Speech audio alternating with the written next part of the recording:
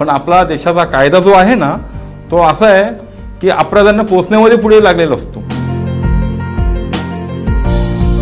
तर याच्यासाठी कोणाच्या सपोर्टची महिलांना गरज नाहीये, पण महिलांनी स्वतः खंबीर व्हायला पाहिजे आणि या संस्थेच्या अंतर्गत निगडीत झालं पाहिजे। समाजसेवक ईश्वर ताथवडे माणसाचा प्राण विकत घेऊ शकतात?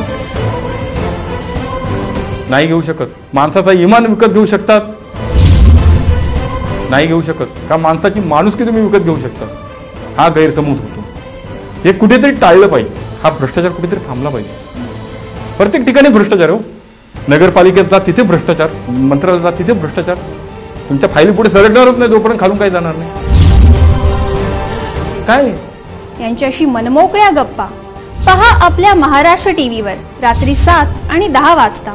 आणि जनतेला सुद्धा माझं एक नम्रपणे आव्हान आहे, कुठेही मतदान करा, संपूर्ण महाराष्ट्रात करा, देशात करा, पण तुटपुंजा पैशासाठी स्वतःला विकू नका।